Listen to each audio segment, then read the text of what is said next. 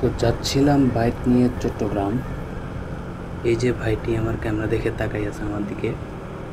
তো যেটা বলতেছিলাম, এই যে দেখেন লেগুনা ড্রাইভার আমারে কি একটা চাপ দিল।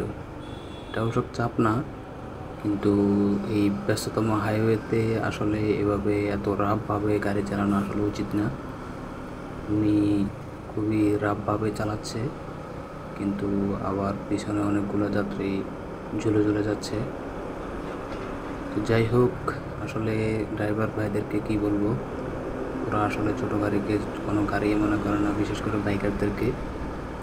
তো বাইকাররা একটু সাবধানে রাইড করবেন। হয়তো বা দেখা গেছে আপনি ঠিকমতোই বাইক রাইড করতেছেন, কিন্তু আরেকজন ড্রাইভার একটু মাথা গরম করে এদিক সেদিক বাউলি দিয়ে আপনাকে চাপ চোপ দিয়ে চলে গেল, তখন দেখা গেছে আমাদের বাইকারদের কিছুই করার থাকে না। তো আসলে এই কারণেই বেশিরভাগ বাইক অ্যাক্সিডেন্ট করে। ওই যে দেখেন আরেকটা গাড়ি উল্টা পথে আসতেছে। তো এই গাড়িগুলো আসলে উল্টা পথে আসে ঠিক আছে, কিন্তু এটা আসলে আইন লঙ্ঘন করে আসে। কিন্তু অনেক সময় দেখা যায় উল্টো পথের গাড়িগুলো অনেক স্পিডে আসে, তখন বাইকারদের জন্য বা অন্যান্য গাড়ি যে সব গাড়ি আছে ওগুলোর জন্য একটু বিপজ্জনক হয়ে পড়ে। ওই যে দেখেন দুইটা গাড়ির ফাঁসা রাস্তার মাঝখানে। ও আচ্ছা, মেন নাটের গুরু এই গ্যাস পাম্পটা। তো দোয়া করবেন আমার জন্য।